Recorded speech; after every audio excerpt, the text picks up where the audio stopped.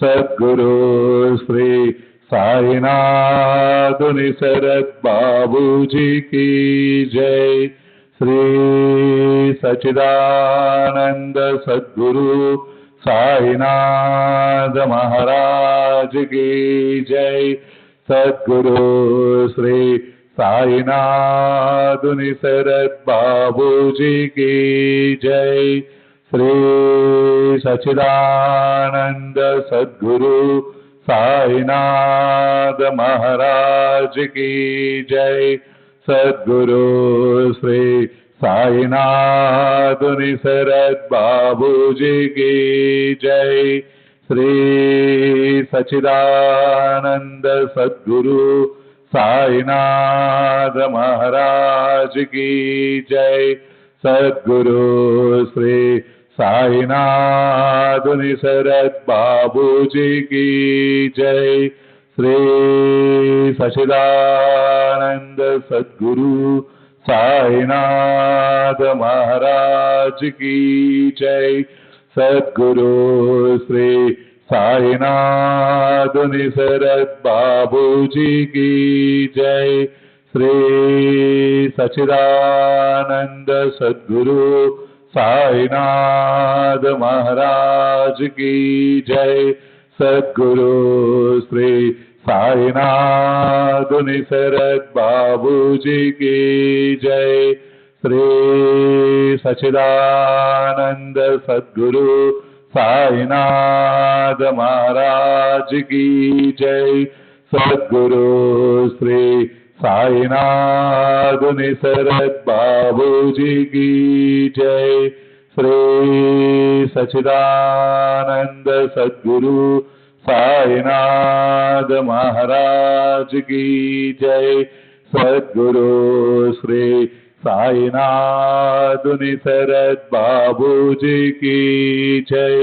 श्री सच्चिदानंद सद्गुरु साईनाथ महाराज की जय। सद्गुरु श्री साईनाथ निसरद बाबूजी की जय। श्री सच्चिदानंद सद्गुरु साईनाथ महाराज की जय। सद्गुरु श्री साईनाथ निसरद बाबूजी की जय। श्री सच्चिदानंद सद्गुरु साईनाथ महाराज की जय। सद्गुरु श्री साईनाथ निसरद बाबूजी की जय। श्री सच्चिदानंद सद्गुरु साईनाथ महाराज की जय। सद्गुरु श्री साईनाथ निसरद बाबूजी की जय। श्री सच्चिदानंद सद्गुरु साईनाथ महाराज की जय। सद्गुरु श्री साईनाथ निसरद बाबूजी की जय। श्री सच्चिदानंद सद्गुरु साईनाथ महाराज की जय। सद्गुरु श्री साईनाथ निसरद बाबूजी की जय। श्री सच्चिदानंद सद्गुरु साईनाथ महाराज की जय। सद्गुरु श्री साईनाथ निसरद बाबूजी की जय।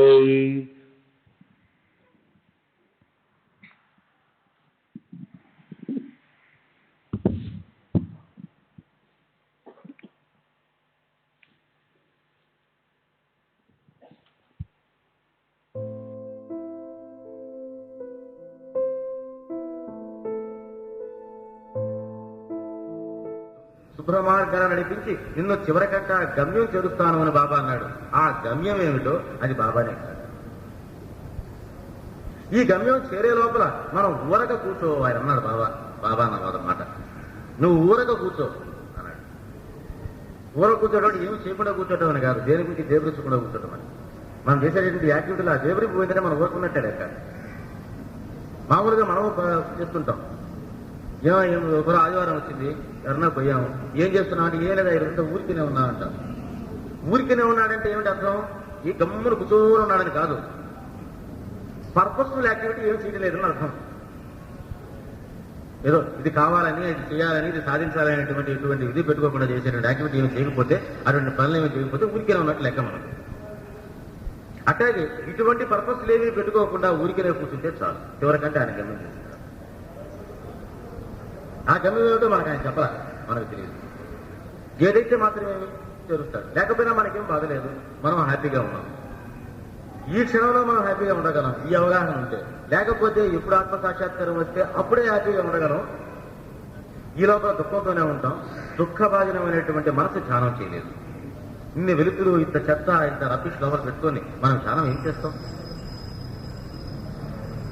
మనం మొత్తం గీతలు గీసేసినటువంటి చిన్నపిల్లకాయల కాగితం ఇస్తే అంటే కదా పిచ్చిక తిరిగిస్తారో, పిచ్చిక తిరిగిస్తున్న పలకలాగా ఉంటుంది మన మనసు. దీని మీద ఆయన ఏమి రాయగలడు? మొత్తం మనకు ఉండేటువంటి పాత్రలో నిండా కూడా చెత్త మురుగు నింపుకొని ఉన్నాం. ఆయన ఏమి దాంట్లో అమృతాన్ని పోయగలడు? ఖాళీ చేస్తే కదా ముందు పాత్రని. కాబట్టి అది ఏమైనా ఉండేదేమంటే లోపల ఈ పాత్ర, ఈ హృదయం అనేటువంటి పాత్రలో దీని ముందు ఖాళీ చేస్తే ఆయన ఇవ్వాల్సిందిగా వస్తాడు. ఇది ముందు ఖాళీ అయితే ఏది జరిగినా జరగకపోయినా, ఆయన ఏదో అమృతం పొయ్యకపోయినా ముందు మనిషి హ్యాపీగా ఉంటుంది. పడుకున్నటువంటి ఆనందాన్ని పడుకుంటాడు. వారికి దుఃఖం ఉండదు, దేవిరింపు ఉండదు, అసంతృప్తి ఉండదు. కాబట్టి ఆధ్యాత్మికత యొక్క లక్ష్యం ఏమిటి అని అంటే, ఇప్పుడు నేను చెప్పినటువంటి ఇది మామూలుగా అందరు మనుషులు సాధిస్తూ దీనికంటే అతీతమైనటువంటిది ఏదైనా ఉన్నట్టయితే అది భగవంతుడు మనకు ఒక ఈశ్వరానుగ్రహ పుంసాం అద్వైతవసన అన్నాడు. అది ఈశ్వరానుగ్రహం వల్ల మనకు జరగాలి. ఆ స్థితి ఏదైనా ఉన్నట్టయితే దాని గురించి ఎవరో కూడా ఆందోళన చెందకూడదు అని చెప్పారు. బాబా దాన్ని సపోర్ట్ చేసి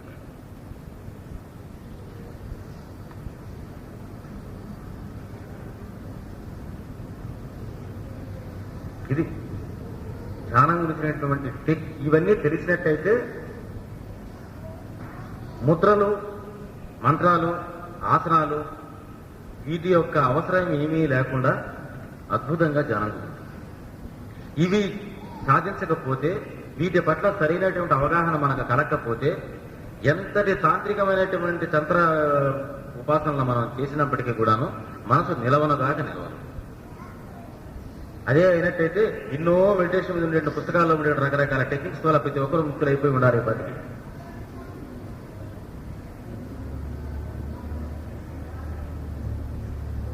కాబట్టి ధ్యానానికి ప్రధానంగా కావాల్సినటువంటిది జీవితం పట్ల దృక్పథం, మన పట్ల మనకు సరైనటువంటి అవగాహన, బాబా పట్ల ప్రీతి. ఈ మూడే ధ్యానం సరిగ్గా కుదరడానికి ఉండేటువంటి ఏదైనా ఎవరైనా అడగాల్సిందే.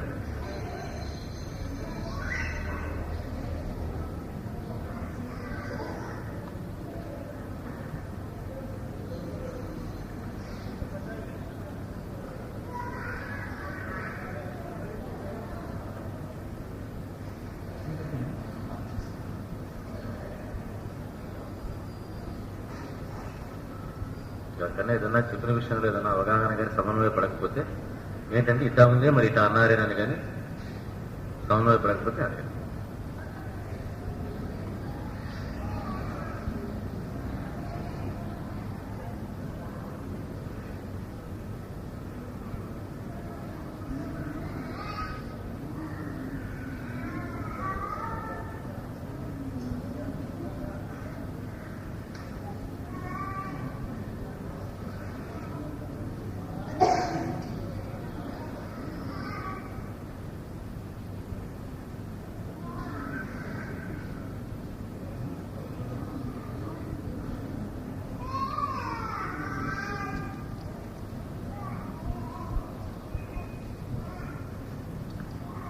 ధ్యానం సరిగ్గా కుదరడానికి ఇంకొక సులువు కూడా ఉన్నది చెప్పడం. అంటే ఇంతవరకు నేను ధ్యానానికి విక్షేపంగా ఉండేటువంటి వాటిని తోచేసుకోవడానికి మీదనే ఎక్కువ నేను ఇంపార్టెన్స్ ఇచ్చుకుంటూ వచ్చి చెప్తాను. ధ్యానం బాగా అనుకూలంగా ఉండేదానికి మామూలుగా సామాన్యులు ఎవరైనా సరే మనం ఆచరించగలిగేటువంటి ఒక సాధన ఏంటంటే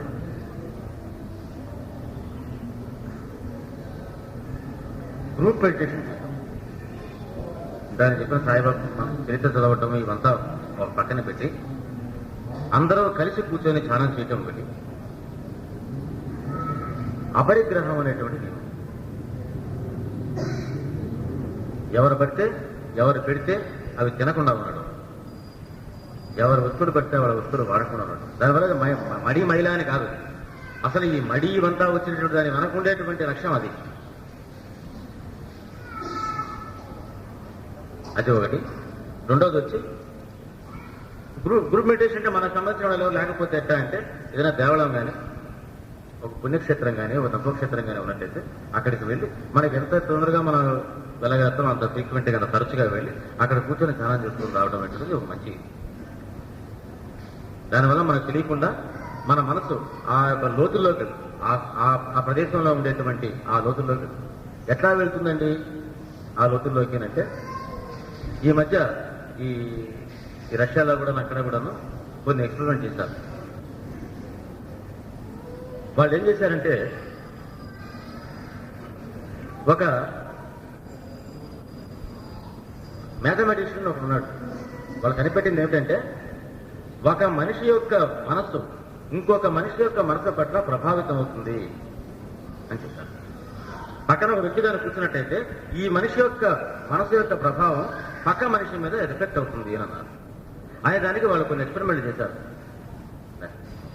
సైకో కెనటిక్ ఎఫెక్ట్ అన్నారు, పీకే ఎఫెక్ట్ అన్నారు. దానివల్ల వాళ్ళు ఏం చేశారంటే ఒక మంచి మ్యాథమెటిషియన్ తీసుకొచ్చి ఒక రూమ్లో కూర్చోబెట్టారు. ఆ పక్క రూమ్ లో నా పట్ల లెక్కలే రానటువంటి వాడిని ఒక సోంబేని తీసుకొచ్చి వాడిని ఆడు కూర్చోబెట్టారు. వీడు ఒక మంచి హార్ట్గా ఉండేటువంటి ఒక లెక్క ఇచ్చారు. మనసుకి ఈజీ అని ఉన్నది, ఎలక్ట్రో ఎన్సెఫలియోగ్రాఫ్ అంటారు.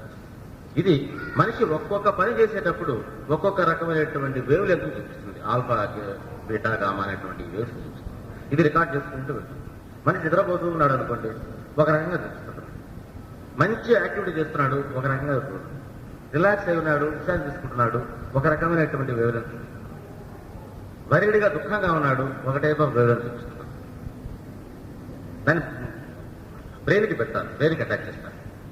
ఈ మ్యాథమెటిషియన్ బ్రెయిన్కి ఈజీ అటాచ్ చేసి వాడి యొక్క బ్రెయిన్ లో ప్యాటర్న్ మెజర్ చేస్తారు. ఈ పక్క రూమ్లో ఉండేవాడికి ఇక్కడ మ్యాథమెటిషియన్ ఒకడు ఉన్నాడు, వీడికి మనం లెక్క ఒకటి ఇచ్చున్నాం, వాడు వర్క్ చేస్తున్నాడు, వీడికి తెలియదు.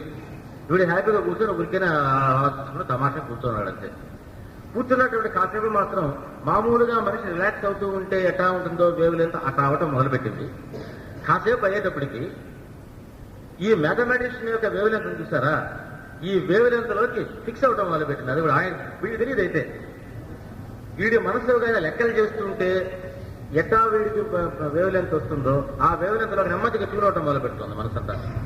అంటే వీడికి తెలియకుండానే ఆ ఎఫెక్ట్ వీడికి పెరిగిపోతుంది.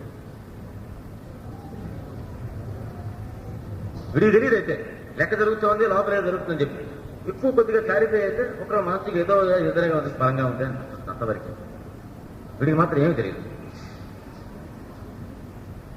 కాబట్టి ఇక్కడ ఏమవుతుంది, రిలాక్స్డ్ గాను ఏమీ పని చేయకుండా ఉండేటువంటి వాడికి వీకర్ మైండ్.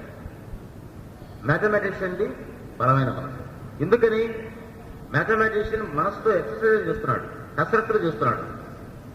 ఈజీగా కూర్చునేవాడే వచ్చి ఏమీ చేయగల, ఏమీ వ్యాయామం చేయనటువంటి వాడికి ఏమో శరీర బలం ఎట్లాగైతే రాదో, వ్యాయామం చేస్తున్నటువంటి వాడికి శరీర బలం ఎట్లాగైతే వస్తుందో అట్లాగే మనసుతో కసరత్తులు చేసేటువంటి వాడికి మానసికమైన బలం వస్తున్నది.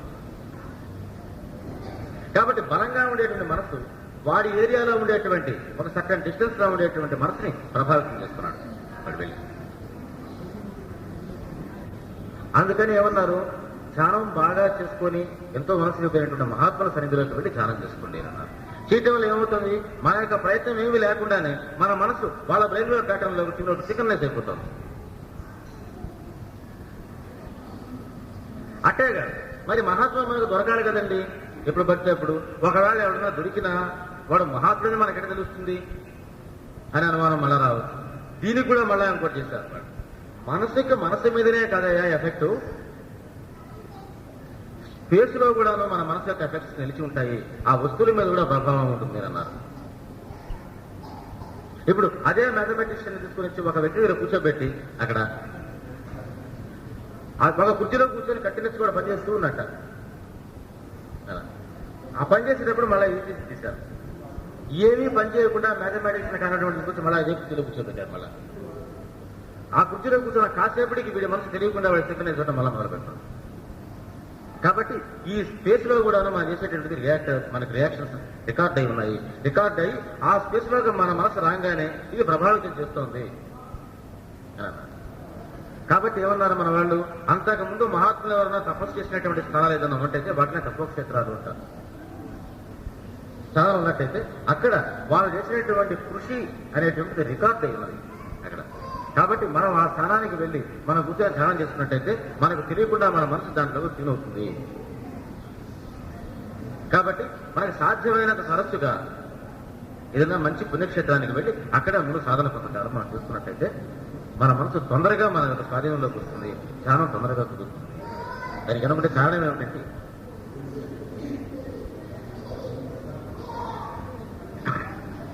ఇందాక చెప్పినట్టుగా వస్తువులు వాడకపోవడంలో కూడా ఇందాక ఏమవుతోంది, ఒక వస్తువుని కంటిన్యూస్ గా కూడా వాడాడంటే వాడి యొక్క సంస్కారాలను ఆ వస్తువు తీసుకుంది అని అర్థం. కాబట్టి ఆ వస్తువును కూడా వాడినప్పుడు ఆ సంస్కారం వల్ల ఇది కలుగుతుంది. కాబట్టి అక్కడే మళ్ళీ మడి మైరా అనే ఆచారాలు కూడా కలిగి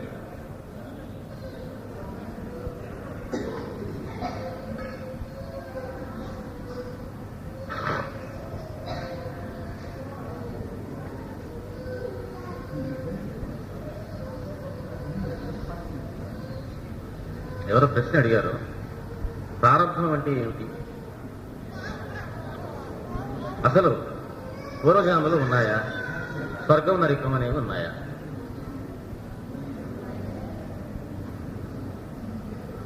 పూర్వజన్మ అనేటువంటివి ఉన్నాయి.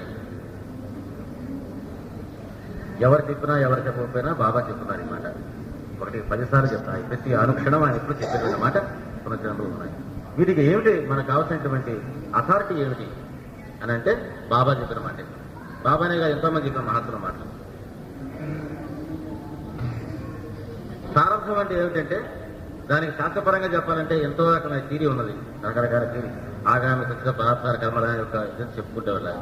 మన అనుభవంలో చెప్పాలంటే ఇందాక నేను చెప్పానే, మనము చేయకుండా మనం తప్పనిసరిగా మనం చేయాల్సిన పరిస్థితి ఉన్నదే మనలో. ఇక మనం అది తప్పితే మనం ఏం చేయలేం. మనకి ఎంత కరెక్ట్ ఏం తెలిసినా సరే ఒక పని చేసేస్తుంటాం వెళ్ళి ఆ రోజున. మన చేతిలో లేకుండా మనం అది చేస్తాం. తప్పనిసరి పరిస్థితుల్లో లోపల మనకి ఇష్టం కలిగి కానీ అయిష్టం కలిగి కానీ వ్యామోహం కలిగి కానీ వ్యామోహం లేకుండా కానీ ఎట్లాగైనా సరే మనం ఆ పని తప్పనిసరి చేస్తున్నాము. ఆ చేసేటువంటి దాన్ని కర్మ, తావత కర్మ అన్నారు. సూక్ష్మంగా చెప్పాలండి. స్వర్గము నరకం అంటే ఏదైనా అనుభవించేటువంటిది మనలో ఉండే చైతన్యమేను. అది మనిషి చచ్చిపోయిన తర్వాతనే అనుభవిస్తాడని కాదు. ఇందాక నేను చెప్పాను చూస్తారా లోపల గ్యాప్ అనేటువంటిది. ఇదే ఏమవుతుందంటే చనిపోయేటువంటి క్షణంలోనూ చనిపోయిన తర్వాత మనిషి అక్కడ తప్పించుకోలేడు. ఎందుకంటే ఒకసారి ఈ శరీరం పోయిన తర్వాత వాడి కాలక్షేపాలు ఉండవు అక్కడ. పాపం ఎంత కాలక్షేపం చేసుకుంటాడు? చచ్చిపోయిన తర్వాత వాడి ఫాస్ట్ టైమ్స్ ఎట్లా ఉంటాయి? కాబట్టి తప్పనిసరిగా వాడప్పుడు ఈ బోర్డెమును ఫేస్ చేయాల్సి వస్తుంది. అప్పుడు వీడిలో చేసినటువంటి కార్యకలాపం అంతా బయటకు వస్తుంది. అప్పుడు దాని గురించి వాడు బాధపడతాడు అని. అందుకని మనం చేసినటువంటి అంతా కూడా ఇప్పుడు మనకు వస్తాయి, తప్పించుకోలేవు. అది నియతి, ఎముడు చేస్తాడు ఆ పని అన్నారు. కాబట్టి మనం ఎప్పటికైనా సరే చచ్చిపోయిన తర్వాత అయినా సరే మనం బోర్డెమును ఫేస్ ఆయన అన్నీ చూపించాడు. ఎక్కడ చూపించాడు? కళ్ళు మూసుకో కనిపిస్తాయా? కళ్ళు మూసుకుంటే కనిపించాయి లోపల శ్యామ ఎదురుగానే కూర్చో ఉన్నాడు బాబా దగ్గర షిరిడీలోనే. స్వర్గానికి పోవడం అంటే ఉద్దేశం ఏంటి, నరకానికి పోవడం చేస్తుంటే ముందు వీడు టపా కట్టాలి. శ్యామ దగ్గర టపా కట్టించాడా? స్వర్గాన్ని నరకాన్ని బ్రహ్మలోకాన్ని అంతా ఆయనలో చూపించాడు. ఆయన చూపించాడు ఆ క్లారిఫికేషన్. దట్ క్లియర్లీ షోస్ ఈ బ్రహ్మలోకం కానీ స్వర్గం కానీ నరకం కానీ ఎక్కడున్నాయంటే ఇక్కడే ఉన్నాయి అని అంటూ బాబా అన్నారు. వీటికంతా అంత అతీతమైందిరా మనకు కావాల్సింది అన్నాడు. ఈ ప్రశ్నకి బాబా చెప్పిన సమాధానం ఏమిటంటే ఇవన్నీ ఎక్కడ ఉన్నాయంటే నీలోనే ఉన్నాయి. నీకు కావాల్సినవి ఇవేమీ కాదు, వీటికంటే ఉన్నతమైంది, వీటికంటే అతీతమైంది. అది నువ్వు పొందాలా, ఇవేమి కాదు.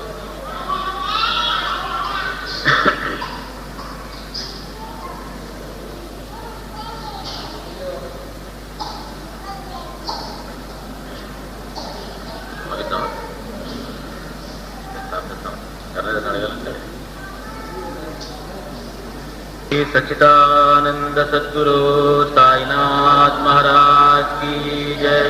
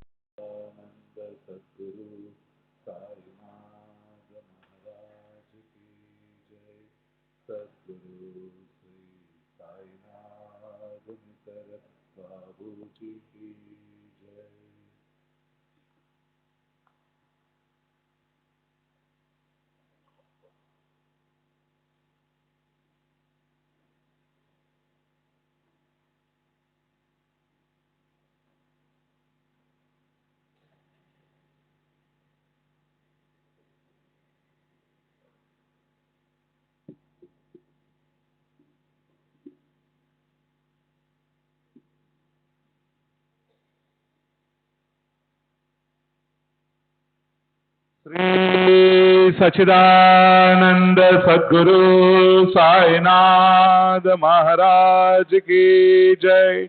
सद्गुरु श्री साईनाथ मिसर बाबू जी की जय। श्री सच्चिदानंद सद्गुरु साईनाथ महाराज की जय। सद्गुरु श्री साईनाथ निसरत बाबू जी की जय। श्री सच्चिदानंद सद्गुरु साईनाथ महाराज की जय। सद्गुरु श्री साईनाथ निसरत बाबू जी की जय। श्री सच्चिदानंद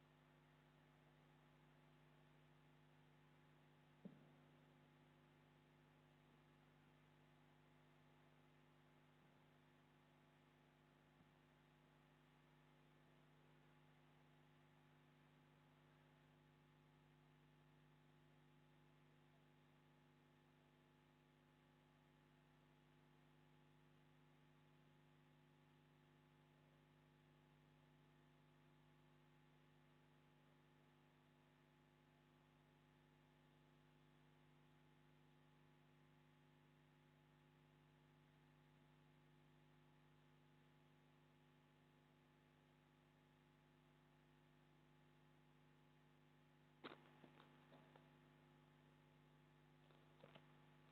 सद्गुरु श्री साईनाथ निसरत बाबू जी की जय। श्री सच्चिदानंद सद्गुरु साईनाथ महाराज की जय। सद्गुरु श्री साईनाथ निसरत बाबू जी की जय। श्री सच्चिदानंद सद्गुरु साईनाथ महाराज की जय। सद्गुरु श्री साईनाथ निसरत बाबू जी की जय। श्री सच्चिदानंद सद्गुरु साईनाथ महाराज की जय। सद्गुरु श्री साईनाथ निसरत बाबू जी की जय।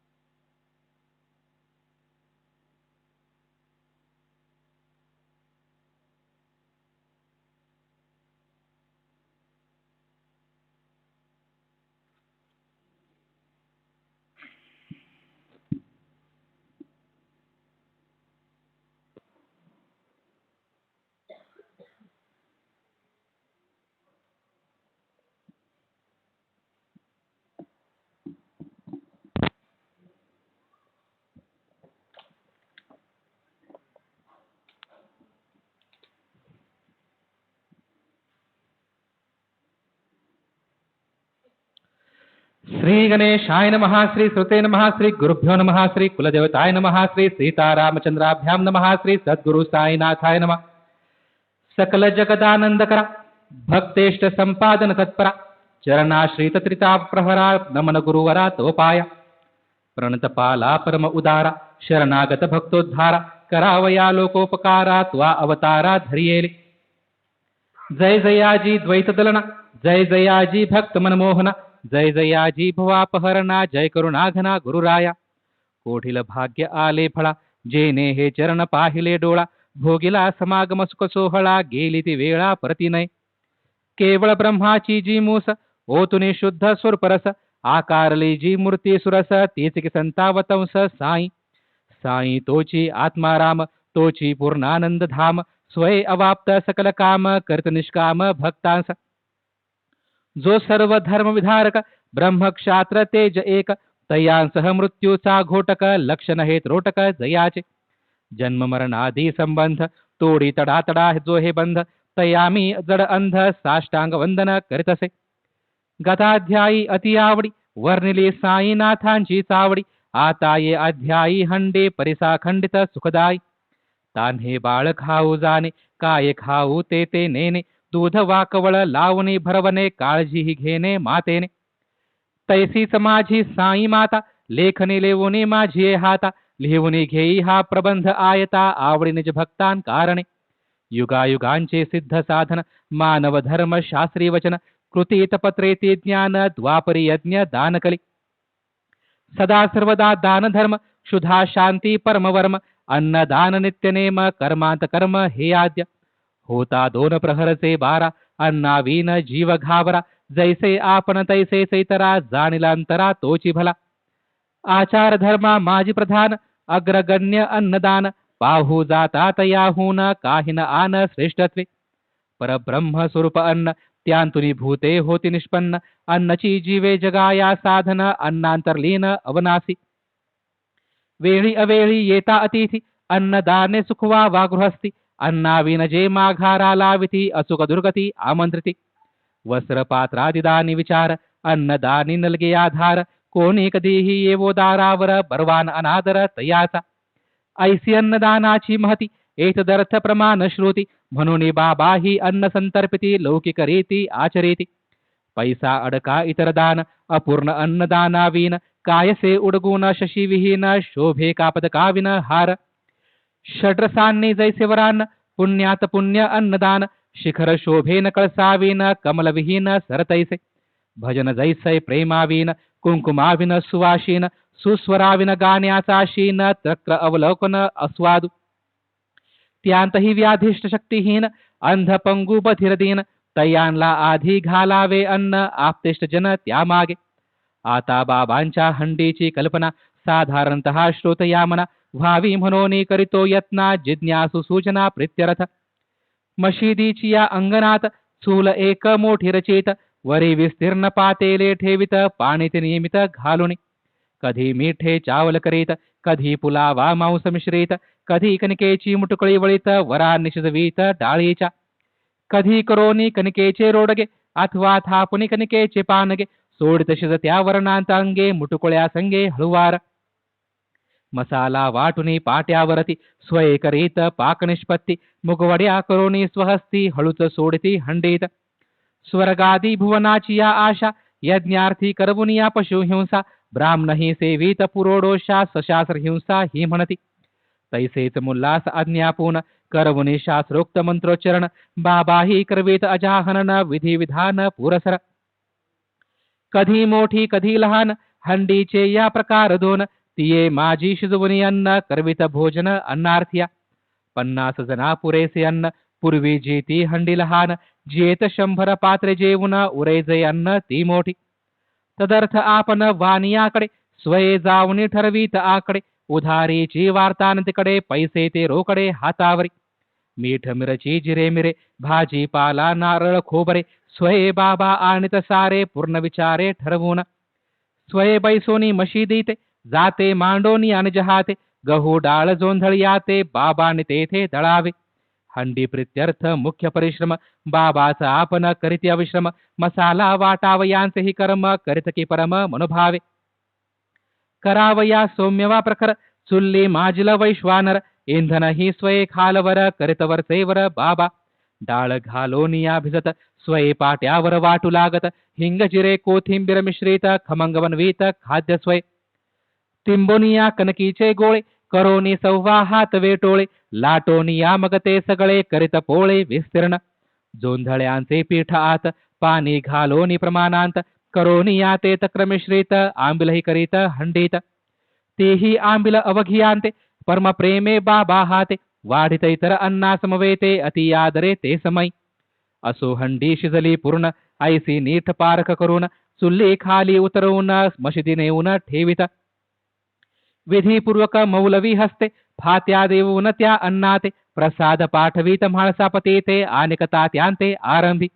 मग ते शेष सकळ अन्न बाबा वाढित निज हस्ते करून गरीब दुबळे तृप्त करून सुख समाधान पावत ते अन्नार्थी यावत तृप्ती अन्न सेविती उल्हास वृत्ती वरी बाबा आग्रह करीती घ्या घ्या म्हणती प्रीतीने काय तयांचे पुण्य गहन जया हे लाधले तृप्ती भोजन स्वये बाबा ज्या ओगरीती अन्न काय ते धन्य भाग्याचे येथे सहज येईल आशंका प्रसाद म्हणून बाबा लोका समांस अन्न ही भक्ता अनेका निशंक मनेका वाटेत तरी या शंकेचे निराकरण करावया न लागेशीन जयांस नित्याचे मांसाशन तयास जहे अन्न वाढित आजन्मांत नाही सहवास तया स्पर्शून देती मांसास कधीही न करती हे साहस प्रसादी लालसा त्या देती गुरु स्वये प्रसाद देता सेव्या सेव्याचा विकल्प येता शिष्य पावे निजात्मघाता अधपाता ते जाई या तत्वाची कोठवर जाण जाहली आपल्या भक्ता लागून म्हणून थट्टा विनोदे करून बाबा हे आपण अनुभवीत ये अर्थींची अल्पवारता आठवली जी लिहिता लिहिता श्रोती परिसदे स्वस्थ चित्ता निजहितार्था लागून आली एकदा एकादशी बाबा वदती दादांपाशी कोऱ्हाळ्याहुनी स्वागतेशी आनवीशी का मजलागी तदर्थ साईंनी रुपये काढले दादांपाशी मोजून झाले जातीने जा आज्ञापिले तूच हे केले पाहिजे नामे गणेश दामोदर उपनाम जयांचे केळकर जन जाणोनी ते वयस्कर दादाच सर्व संबोधिती हरिविनायक साठ्यांचे शशूर साईपदी प्रेम अनिवार ब्राह्मण ब्रह्मकर्मी आदर आचार विचार संपन्न करिता रात्रंदिन निज गुरुसेवा धनी न पुरे जयांच्या जीवा तयांस या आज्ञेचा नवलावा नकळे वाटावा कैसेनी श्री सच्चिदानंद सद्गुरु साईनाथ महाराज की जय सद्गुरु श्री साईनाथ सुनी सरद बाबूजी की जय